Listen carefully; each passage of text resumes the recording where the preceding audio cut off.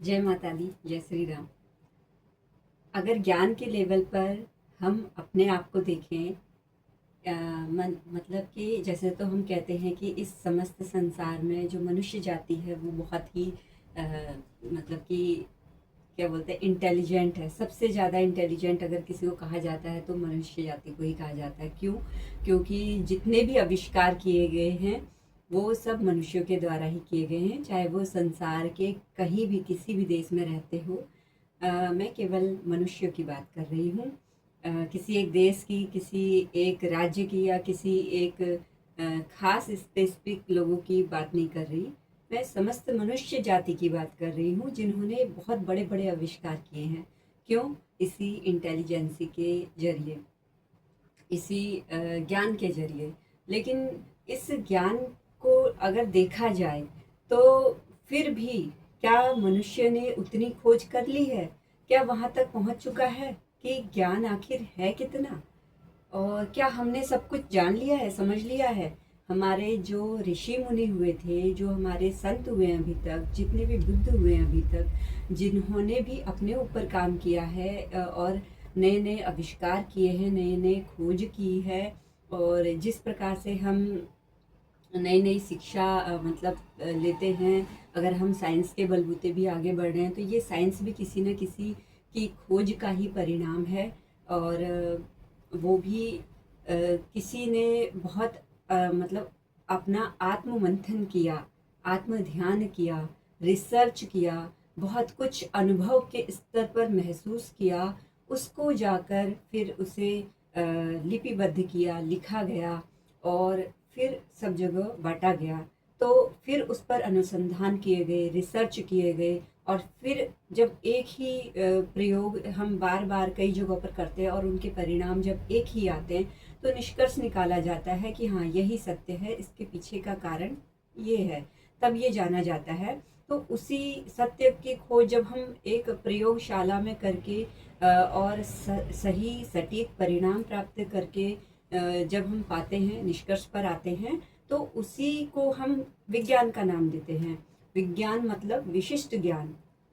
किसी भी सब्जेक्ट को लेकर जब हम उसमें एक विशिष्ट योग्यता पा लेते हैं, विशिष्टता पा लेते हैं और उसके नियम को जान लेते हैं, तो हम उसे विज्ञान की श्रेणी में रखते हैं। लेकिन फिर भी इन सब बातों के चलते मेरे माइंड में काफ़ी बार ये बात आती है कि हम मनुष्यों की स्थिति आखिर कैसी है। इतने इंटेलिजेंट होते हुए भी हम लड़ाई झगड़ा करते हैं धर्म के नाम पर, अपना वर्चस्व स्थापित करने के लिए उसके नाम पर, अपने अहंकार की पुष्टि के लिए उसके लिए, अपने नाम पद प्रतिष्ठा को बनाए रखने के लिए, या फिर मतलब कि अपने भीतर के ही विकारों को और अधिक बल प्रदान करने के लिए उसको हम धर्म का नाम देते हैं। लेकिन वास्तव में धर्म क्या है? हम कहते हैं ज्ञान की प्राप्ति जिसे हो गई वो ज्ञानी होता है, और जिसने इस ज्ञान के लेवल से भी मतलब कि परे की अवस्था प्राप्त कर ली वो महाज्ञानी हो गया। लेकिन फिर भी जो महाज्ञानी भी है, क्या उसकी स्थिति क्या है? क्या वो सर्वज्ञ है? तो कई बार मेरे मन में ऐसा ख्याल आया कि हमारी स्थिति आखिर कैसी है। तो जरा समझने का प्रयास करते हैं। जैसे ये शून्य दिख रहा है ना आपको, ये एक गोलाकार है।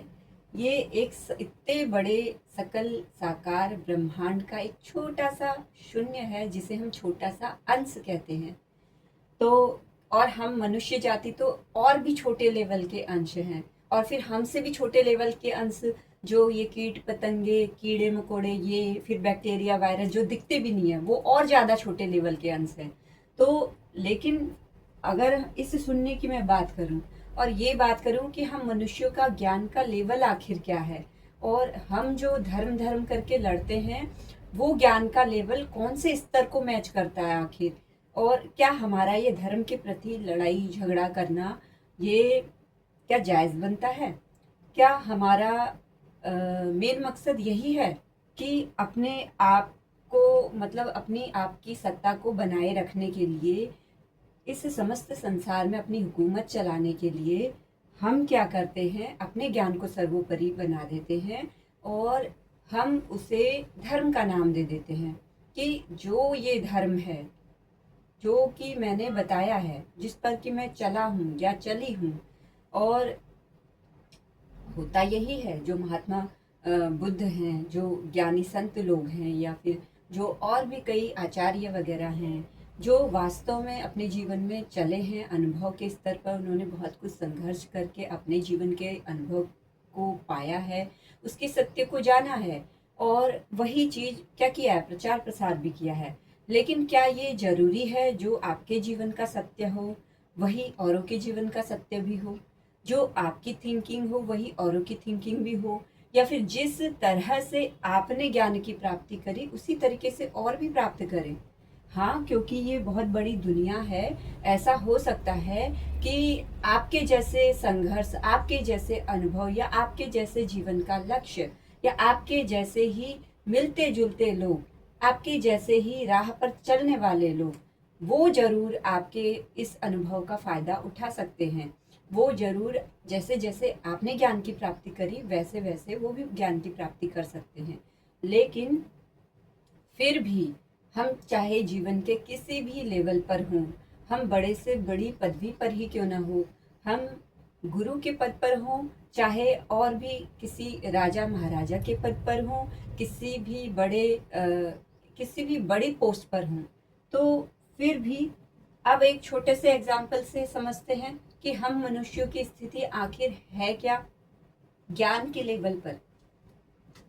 ये एक शून्य, जिसे हम मान लेते हैं कि ये एक कुआं है, पानी का कुआं आपने देखा होगा, जो बहुत क्या होता है, गहरा होता है, और इसकी गहराई कितनी है, अनंत गहराई है। और इस अनंत गहराई में नीचे क्या मिलता है, पानी। ये सब जल से भरा हुआ है, और इस जल में अनेक अनेकों प्रकार के प्राणी रहते हैं, जीव जंतु वगैरह रहते हैं, अलग अलग लेवल पर, छोटे से छोटे भी और बड़े से बड़े भी। और इसी कुएं के अंदर जो एक प्रजाति है मेढक, ये मान लीजिए इसी कुएं के अंदर एक प्रजाति है मेढक, और इन प्रजाति, जो ये मेढक की प्रजाति है, इनका भी एक अपना क्या है, दबदबा है और अपना एक एरिया है। ऐसे ही जो अन्य प्रजाति इसके अंदर रह रही हैं, उन सभी का अपना अपना एक क्या है, एरिया है, अपना अपना, उस एरिया में क्या है, अपना अपना एक दबदबा है, अपनी अपनी हुकूमत है। तो अब जो ये जो मेढक है, इस क्योंकि ये तो जन्म भी यहीं पर लिया, इसके जो पुरखे थे, मतलब जो इसके दादा परदादा होंगे या जो भी होंगे, मतलब जो भी इसका परिवार, इसी में, इसी कुएं के अंदर ही जन्मा, पला बड़ा, खेला कूदा, और फिर इसी में मर गया। ऐसे ही ये मेढक इसी में जन्मा, बड़ा हुआ, और अपने आसपास के एनवायरनमेंट को देखता है, समझता है, और उसके लिए क्या है, ये एक छोटा सा कुआं ही क्या है, संपूर्ण क्या है, संसार। जैसे हमारे लिए, हम इस पृथ्वी में रहते हैं, हमारे लिए ये पूरी पृथ्वी एक क्या है, संसार। इस कुएं के मेढक के लिए ये पूरा कुआं ही क्या है, उसका अपना संसार, जिसे वो उसने देखा है, उसकी कई पीढ़ियों ने देखा है। लेकिन इनके लिए क्या है, इस कुएं से बाहर बाहर आना एक क्या है, सपना। और ये जानते ही नहीं है कि ये जो कुआं है, इससे बाहर भी आया जा सकता है। क्यों? क्योंकि इन्होंने अपने जीवन में जितना भी रिसर्च वगैरह किया वो इस कुएं के अंदर रहकर ही किया, और जितनी भी तरक्की की वो इस कुएं के अंदर रहकर ही की, जितने भी नियम वगैरह, जीवन के सत्य जाने, इस कुएं के अंदर रहकर ही जाने, इससे कभी बाहर आकर नहीं जाना। लेकिन क्या होता है, इससे जो बाहर का सत्य है, इस मेढक को स्वप्न के माध्यम से कई अलग अलग विचित्र जगहें दिखती हैं, कई प्रकार के ऐसी जगह दिखती है। जैसे इस कुएं से बाहर क्या है, बड़ा सा घना सा यहाँ क्या है, जंगल है। इस कुएं के बाहर क्या है, पर्वत पहाड़ हैं। इस कुएं के बाहर क्या है, बड़ा सा समुद्र है। इस कुएं के बाहर क्या है, एक समतल भूमि है। इस कुएं के बाहर क्या है, ऐसी बहुत सारी चीजें हैं जो ये मेढक नहीं जानता है। लेकिन स्वप्न के माध्यम से यही, अब इस मेढक के लिए जब ये सपने में ऐसी अजीबो गरीब चीज देखेगा, जैसे घना सा जंगल देख ले, तो इसके लिए तो वो अजीबो गरीबी है, क्यों? क्योंकि इसकी जो ये पृथ्वी है, इसका जो कुआं है, इसके अंदर तो कभी घना घना जंगल नाम की कोई चीज ही नहीं है। इसके अंदर तो ये बड़ा सा समुद्र नाम की कोई चीज ही नहीं है। और इस समुद्र में रहने वाले बड़ी बड़ी जो मछलियां होती हैं, कछुए होते हैं, केकड़े होते हैं, या फिर और भी कई कितने प्रकार के जीव जंतु होते हैं, इसके स्वप्न में अगर उनमें से कोई एक आ भी जाता है तो इसका तो उनसे कोई लेना देना है ही नहीं। तो ये समझे तो क्या समझे। तो इसके लिए क्या है, ये स्वप्न एक क्या है, साइकोलॉजी बीमारी, जिसको आजकल की भाषा में लोग कह देते हैं कि अगर कोई संत महात्मा जिसने अपने ऊपर काम किया है और वो किसी लोक के बारे में बात करता है कि फला फला लोक में ऐसा ऐसा होता है करके। अब देखो, दो बातें हो सकती हैं, या तो वो अपनी मनगढ़ंत कहानियां भी बना सकता है अपने नाम के लिए, वर्चस्व के लिए, और या फिर वो स्वयं के अनुभव से जो उसको जिया, फील किया और महसूस किया स्वयं के अनुभव में कि क्या वास्तव में ऐसी दुनिया भी हो सकती है, या ऐसा भी होता है, जीवन का सत्य क्या है। तो ये सारी चीजें क्या हैं, इस मेढक के लिए और इसके आस पड़ोस के जो भी वातावरण में रहने वाले इंटेलिजेंट लोग हैं उनके लिए ये सारी बातें अजीबोगरीब हैं बहुत। ये क्या है, ये हो सकती है भला, ऐसा होता है कहीं, ये कोई साइकोलॉजिकल बीमारी है, या फिर ये कुछ दिन भर ऐसा वैसा सोचता है, या ऐसा वैसा करता है, या ऐसा वैसा बोलता है, या ऐसे वैसे चीजों पर ही इसका पूरा फोकस रहता है, तो इसलिए क्या है, इसको ये ऐसी वैसी चीजें नजर आती हैं। लेकिन इसी मेढक ने अगर अपने ऊपर ईमानदारी से गहन चिंतन किया होगा, सोचा होगा कभी बैठकर कि वास्तव में मैं ये जो जीवन यहाँ पर जी रहा हूँ, क्या यही दुनिया है, जो स्वप्न मैं देखता हूँ वो आखिर क्यों देखता हूँ, और इसके पीछे क्या रहस्य है, कौन है वो मुझे स्वप्न दिखाने वाला, कौन है जो मेरे अंदर एक जागृति को पैदा कर रहा है, कौन है जो मुझे ये सोचने को मजबूर कर रहा है कि मुझे इस कुएं से बाहर निकलना चाहिए। मुझे देखना तो चाहिए कि ये जो हमारे आस मतलब चारों ओर ये जो दीवार है कुएं की, जिसे हम संसार कहते हैं, इस संसार से परे भी कुछ है कि नहीं, या फिर अगर मैं इस पर चढ़ता जाऊं तो आखिर कहाँ पहुंचूंगा।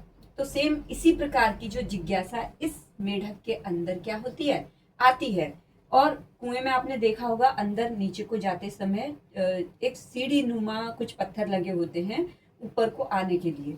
तो वो मेढक धीरे धीरे उनके सहारे एक से छलांग मार के दूसरे पे, दूसरे से छलांग मार के तीसरे पे, अपने प्रयासों के बल पर धैर्य के साथ में अपने प्रयास करते हुए, निरंतर एक संकल्प लिए हुए क्या करता है, ऊपर की ओर चढ़ाई शुरू कर देता है। अब क्योंकि बाकी के इस संसार में, जो इस कुएं के संसार में है, बाकी के अन्य लोग हैं, वो उसकी खिंचाई के लिए लग जाते हैं उसके पीछे।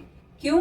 क्योंकि वो सब पहले पहले उसके हंसी मजाक करते हैं कि ये तो पागल हो गया है, इसने कहीं नहीं पहुंचना है, देख लेना एक न एक दिन तो ये ऊपर से नीचे को गिरेगा और हम लोगों के बीच में आकर ही फंस जाएगा और इसे अपनी असलियत पता चल जाएगी।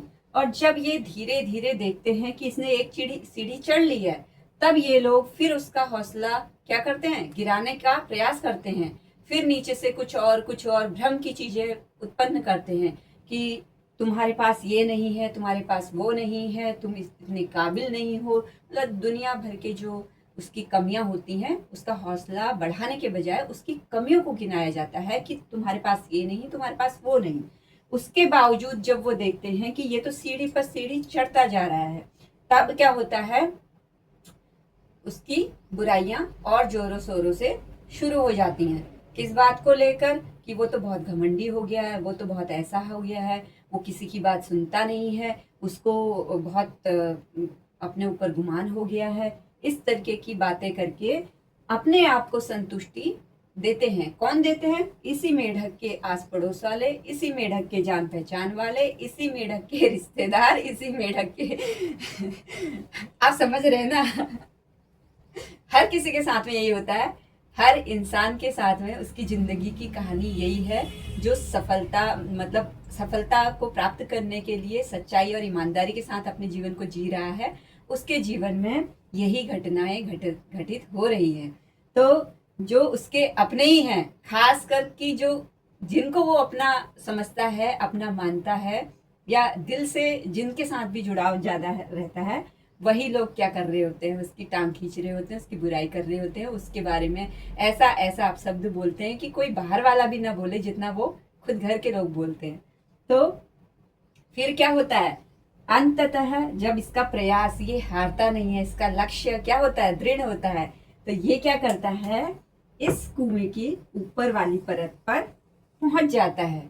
अब यहाँ पहुंचकर भी देखिए, आपका अगर लक्ष्य बहुत अच्छा है, नेक है, तब तो देखिए कोई ना कोई साधन आपके साथ में ऐसा जरूर जुड़ जाएगा जो आपको आने वाली, क्योंकि यहाँ से यहाँ तक का सफर आसान नहीं होता, बहुत मुश्किल होता है, लेकिन फिर भी सबसे मेन चीज क्या होती है, आपकी दृढ़ इच्छा शक्ति। ये अगर मजबूत है तो फिर आपको कोई नहीं रोक सकता। आपका लक्ष्य आपको क्लियर पता होना चाहिए, मेरा लक्ष्य ये है, मुझे यहाँ जाना है, और क्यों जाना है ये भी पता होना चाहिए, कैसे जाना है वो अगर नहीं पता है, तो अगर आपका लक्ष्य नेक है, अच्छा है, और आपको आपके क्यों का जवाब पता है कि मुझे क्यों चाहिए ये सब चीजें, या फिर मुझे क्यों आगे बढ़ना है, या फिर मुझे कहाँ जाना है, कहाँ जाना है और क्यों जाना है, इन सवालों का जवाब जब आपके पास में होता है, तो कैसे जाना है ये रास्ता वो ईश्वर देता है। कैसे देता है, वो ईश्वर कह रही हूं तो इसका मतलब वो अलग और हम अलग, ऐसा नहीं है। वो ईश्वर मतलब हमारी ही अंतरी जो आत्मा होती है, वो रास्ता इस समस्त ब्रह्मांड के साथ मिलकर आपको देने लगती है। क्यों? क्योंकि हमारा शरीर अलग है ना, शरीर को हम अलग देख सकते हैं, लेकिन हमारी जो चेतना है, वही चेतना इस मेढक के अंदर है, वही चेतना इस संपूर्ण ब्रह्मांड में भी बाहर भी है, वही चेतना इस कुएं के अंदर भी है, वही चेतना इस कुएं के बाहर भी है। मतलब हमारी चेतना का विस्तार, हमारा जो माइंड है, हमारा मन क्या है, संसार की, ब्रह्मांड की एक एक चीज से जुड़ा हुआ है। सिर्फ क्या है, हमने उस पर काम नहीं किया है।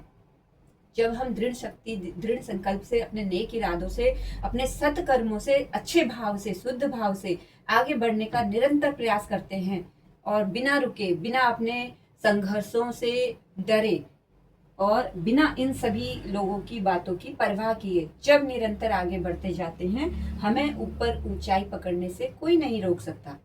और जब ऐसी स्थिति आती है, तब क्या होता है, हमारे ही भीतर का, क्योंकि बताया ना, पहले भी बताया कि वो ईश्वर क्या है, हमारे ही भीतर की चेतना है जो छोटे से अंश के रूप में है, और क्या है, हमें उस पर ही काम करना होता है। किस पर? धर्म पर चलकर। धर्म मतलब सद्गुण, अपने सद्गुणों पर चलकर, उसे बढ़ावा देकर, उसको निरंतर प्रयास करके, अपने भीतर के ही अवगुणों को खत्म करके। देखो, दो चीजें हमारे अंदर होती हैं, सद्गुण भी और अवगुण भी, यही होते हैं धर्म और यही होते हैं अधर्म।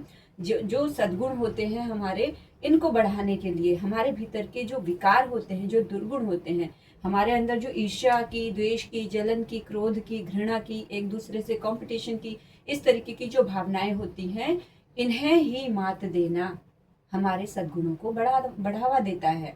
इन्हें ही निरंतर देखकर ईमानदारी से, सच्चाई से स्वीकार करना कि हाँ, मेरे अंदर ये भावना आई, लेकिन मुझे इस पे सुधार करना है, मुझे इसे सुधारना है।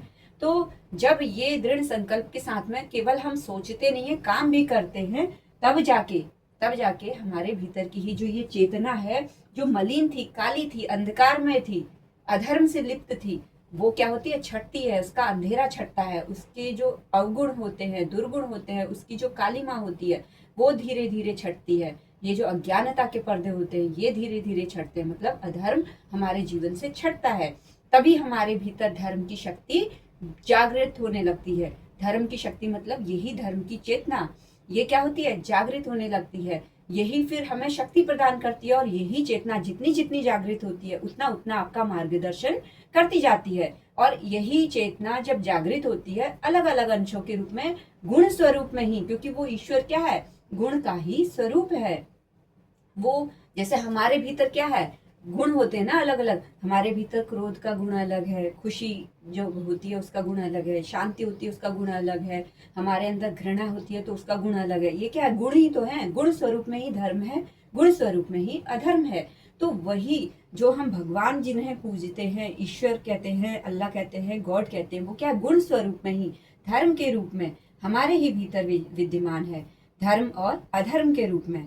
तो जब हम धर्म पर चलते हैं, अपने सद्गुणों को बढ़ावा देते हैं, अपने ही भीतर के सद्गुणों की ओर आगे बढ़ते हैं, तो किन किन सद्गुणों की, किन किन ईश्वर की हमें प्राप्ति होती है। जैसे हमारे अंदर दया, करुणा, ममता, इस प्रकार का अगर गुण ज्यादा बढ़ता है, शांति का गुण ज्यादा बढ़ता है, तो उससे संबंधित जो ईश्वर, जो जिसको हम प्रतीक के रूप में हम देखते हैं ना, लक्ष्मी माता किसका प्रतीक है? धन, वैभव, ऐश्वर्य, इसका प्रतीक होती है। तो ऐसे ही सरस्वती माता ज्ञान का, विनम्रता का, इसका प्रतीक होती हैं। ऐसे ही जो काली माता है वो शक्ति का, साहस का, इसका प्रतीक होती हैं। बुराई से लड़ने का प्रतीक होती हैं।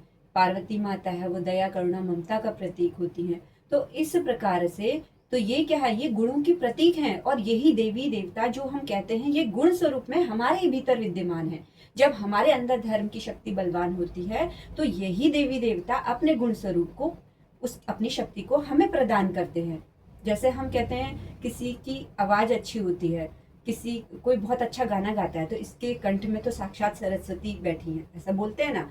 तो सरस्वती बैठी है मतलब वो अलग से आके थोड़ी बैठी है, वो आपके ही भीतर की सरस्वती हैं।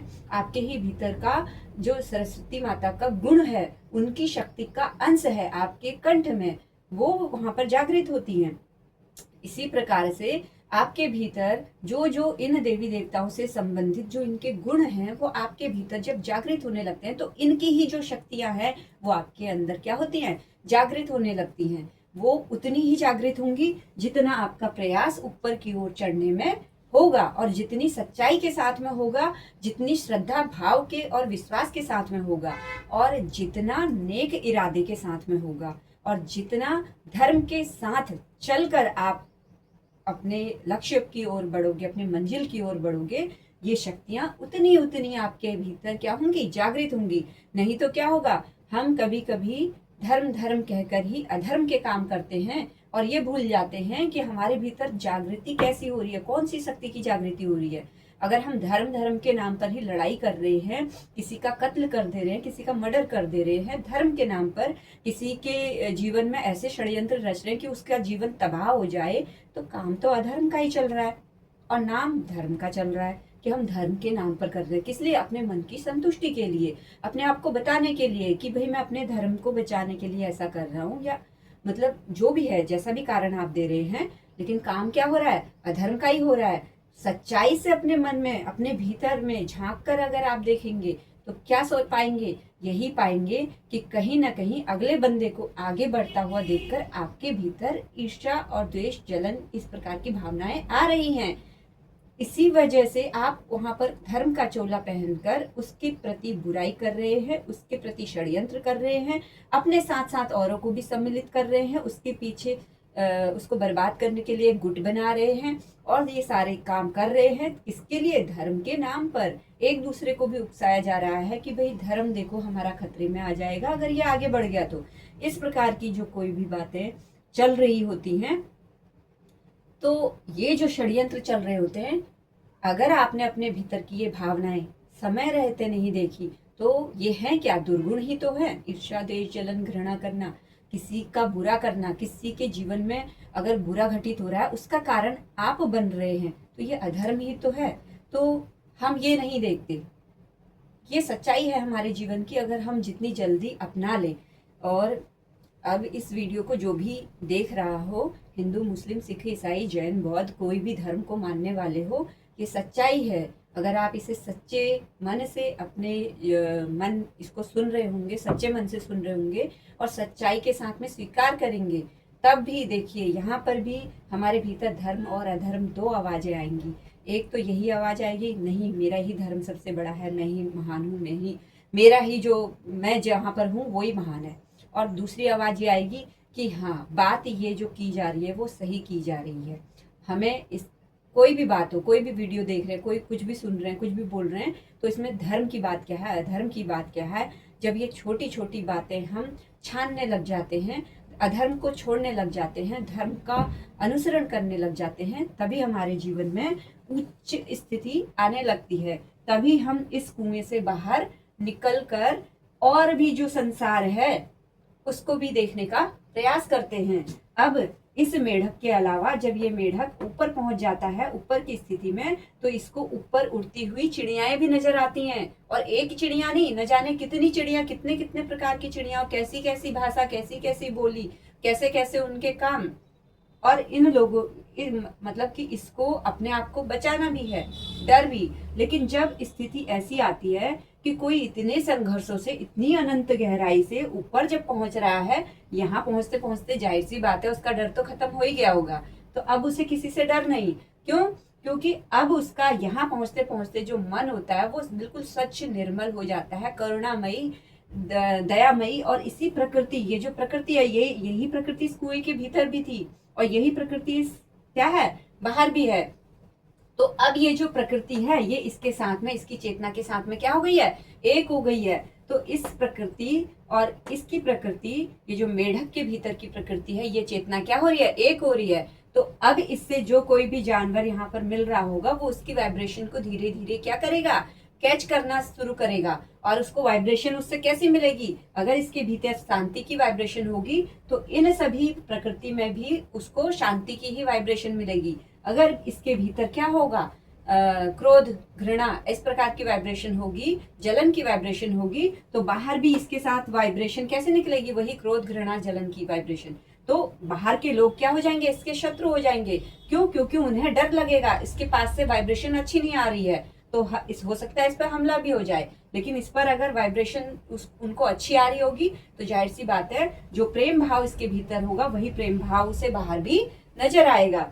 सेम वैसे ही अब देखिए, ये एक छोटा सा कुआं, इस समस्त ब्रह्मांड में एक छोटा सा कुआं, और इसके अंदर भी ये मेढक, और इसके अंदर भी बड़ा सा संसार है। इसके लिए तो ये कुआं ही बहुत बड़ा संसार है, और ये कुआं ही इसके ज्ञान के लेवल के लिए एक अनुसंधान का विषय है। फिर भी ये कैसे तैसे करके पार करके, कई पड़ाव अपने जीवन के संघर्षों के पार करते हुए, अपने जीवन के अनुभव लेते हुए ऊपर पहुंचा। तो अब देखा इसने बहुत बड़ा संसार है। ये केवल इतना ही नहीं है, इसके कुएं की तरह न जाने इस संसार में कितने सारे कुएं हैं, और इसका तो इतना छोटा सा कुआं है, न जाने कितने बड़े बड़े कुएं हैं।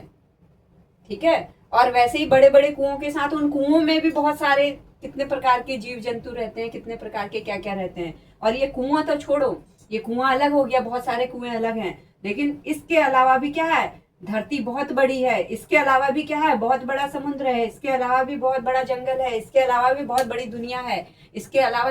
अब मतलब ज्ञान का विस्तार देखिए, ये इसका ज्ञान ये समझता था इसी के भीतर है जो है, लेकिन बाहर तो अनंत है, अनंत से भी अनंत, जिसका कोई हम जोड़ नहीं लगा सकते, तोड़ नहीं लगा सकते। यही है हम मनुष्यों की स्थिति, कि हम हमारे धर्म को अपने ही संसार में जहाँ पर जन्मे हैं, जहाँ पर रह रहे हैं, उतने को ही देखकर समझते हैं यही संसार है, यही धर्म है और यही ईश्वर है। ईश्वर है, उसको झुकला नहीं सकते, लेकिन वो ईश्वर क्या है, ईश्वर का छोटा सा अंश। ये कुआं क्या है, ईश्वर का छोटा सा अंश। और तो इस कुएं के अलावा और भी न जाने क्या क्या है। तो इस ऐसे ही इस कुएं के जो भी और ज्ञानी पुरुष रहे होंगे, सबने अपने अपने हिसाब से ईश्वर की खोज की, उसको जितना जितना समझा, उसके बारे में जितना जितना वो बता सकते थे, अनुभव के स्तर पर पहले खुद को समझा, खुद के जीवन में उस ईश्वर की स्थिति, उपस्थिति को समझा। फिर वही जो अनुभव उसके जीवन में उतरा, उसने क्या किया, सब जगह बांटा, और जिसको उसकी ये चीजें समझ में आई वो उसके अनुयायी बन गए। फिर एक नया पंथ बन गया, फिर एक नया संप्रदाय, मान्यता, कल्चर, वो सारी चीजें क्या हो गई, एक संगठन, एक संप्रदाय में एकत्रित होकर एक नए धर्म के रूप में उजागर हो गई, कि हम तो उनको मानने वाले हैं, हम तो उनके पद चिन्हों पर चलने वाले हैं, हमारे लिए तो वही ईश्वर है, हमारे लिए तो वही ईश्वर है जिसने खोज कर दी। जबकि इस संसार में जो भी महात्मा संत वगैरह हुए हैं, उन्होंने कभी नहीं कहा कि मैं ही ईश्वर हूँ। ईश्वर हूँ बताया तो क्या बताया, कि सभी ईश्वर हैं, सभी उसका अंश हैं। सिर्फ क्या है, अपने आप को पहचानना, अपने ही स्व की पहचान के लिए अध्यात्म में चलना जरूरी है, अपने आप पर काम करना जरूरी है, अपने दुर्गुणों और विकारों को देखना जरूरी है, अपने सद्गुणों को बढ़ाना जरूरी है। यही बातें हर संत ने बताई हैं। और हर संत इन्हीं बातों पर आगे चलकर इस समस्त सृष्टि के नए नए राजों को उजागर करता हुआ आया है। हर एक संत ने इस संपूर्ण ब्रह्मांड का कभी क्या किया, खुलासा नहीं कर पाया। सतयुग से लेकर अब ये जो कलयुग चल रहा है, तब से लेकर अब तक न जाने कितने संत हुए, कितनों में से मतलब न जाने कितने करोड़ों अरबों कितने लोगों में से मात्र एक दो 10-12 लोग ही अभी तक मतलब जो एक कहते हैं जो उच्च लेवल तक पहुंचे हैं। इस हिसाब से 10-12 लोग भी नहीं, होने को तो बहुत सारे लोग हैं, पर गिनती के हिसाब से सिर्फ एक वैसे कह रही हूँ मैं कि जैसे हजारों में से न जाने एक ही बच्चा आगे बढ़ पाता है सही तरीके से, तो उसी प्रकार से तो न जाने कितनों में से केवल कुछ ही अंश क्या होते हैं, यहाँ तक गहराई तक इसकी पहुंच पाते हैं। और उस समय की स्थिति परिस्थितियों के हिसाब से जो उन लोगों के लिए सही रहता है, वो भी केवल ज्ञान उतना ही देते हैं, उससे एक्स्ट्रा नहीं देते हैं। क्यों? क्योंकि उससे एक्स्ट्रा तो फिर यहाँ से निकल जाना है ना, फिर लोग उसी को पागल कह देंगे कि ये पागल है। और कहते भी हैं, वो तो वैसे भी कहते हैं कि ये पागल है, या फिर ये अपना ही अलग से ही कुछ नया बनाने की कोशिश कर रहा है या कर रही है। इस प्रकार की बहुत सारी बातें चर्चाएं होने लग जाती हैं। लेकिन देखिए, जो अपनी सच्चाई से ईमानदारी से अपने जीवन को जी रहा है, उन्हें इन सभी बातों से कोई फर्क नहीं पड़ता है, क्योंकि सबको पता है सबके जीवन की यात्राएं अलग अलग हैं, अलग अलग हैं। हर मनुष्य उस ईश्वर का ही अंश है, मतलब कि उस ईश्वर का ही एक गुण स्वरूप हम भी हैं। तो हमारी प्रकृति क्या है, हमें वो समझने की जरूरत है। हमारे भीतर क्या ऐसा छुपा हुआ राज है, हमें वो समझने की जरूरत है। और जब धीरे धीरे करके हम अपने लक्ष्य की ओर स्वाध्याय से, ईमानदारी से, श्रद्धा विश्वास से, आस्था रखकर उस निरंतर चलते जाते हैं, अपना कर्म करते जाते हैं, जो भी साधन उस ईश्वर ने हमें उस तक पहुंचने के लिए, मतलब अपने ही स्वाध्याय के लिए, अपनी ही शक्ति की जांच के लिए दिए हैं, उसका इस्तेमाल करते जाते हैं, तो सत्य हमारे निकट आता जाता है, सत्य प्रकट होता जाता है। तो आज की वीडियो आपको कैसी लगी, मुझे कमेंट करके जरूर बताना। अभी तक आपने मेरे YouTube चैनल कल्पना अधिकारी को सब्सक्राइब नहीं किया है तो जरूर सब्सक्राइब कर लीजिए, बेल आइकन को दबाना मत भूलना, ताकि आने वाली सभी वीडियोस के नोटिफिकेशन आपको बराबर मिलते रहे। तब तक के लिए धन्यवाद। Thank you so much.